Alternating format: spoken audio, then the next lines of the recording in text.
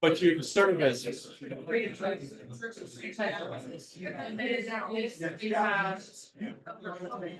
I see.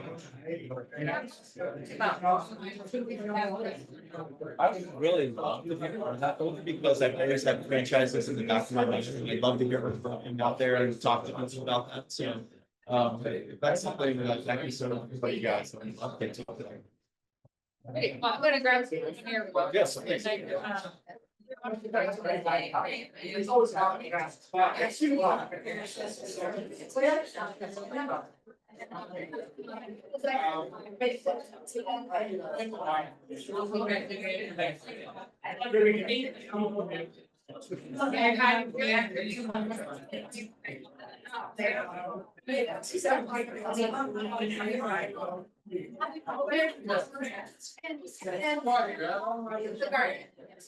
Good job there.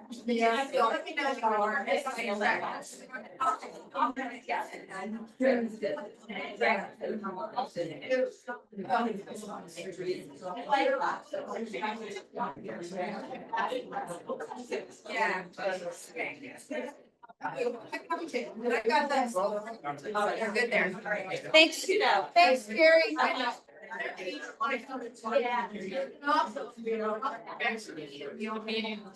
Yeah, Richard. Is Deb Sandler quit at the book club? No, she's been gone. She's in Club Runner. She should be. She is. We just looked her up because Rita's like, she quit. She's in Club Runner. We just looked She her up. quit like months ago. She's in Club Runner. Well, you know what? Unless she didn't refresh, she was on her phone. You know that refresh button? She did. Um, She quit like. I have to go for that. yeah.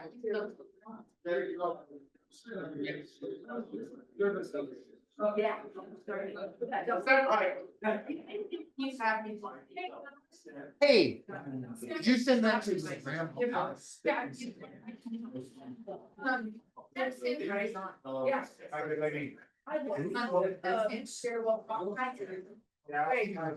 You still collecting counties? Yes, collecting.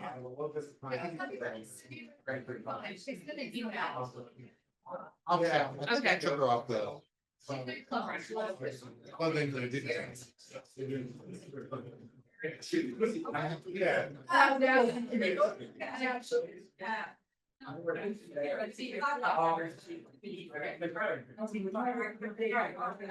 It's people sign that the loan policy of it, sign it now for. You're hiring. No, write it down. I'll be right there.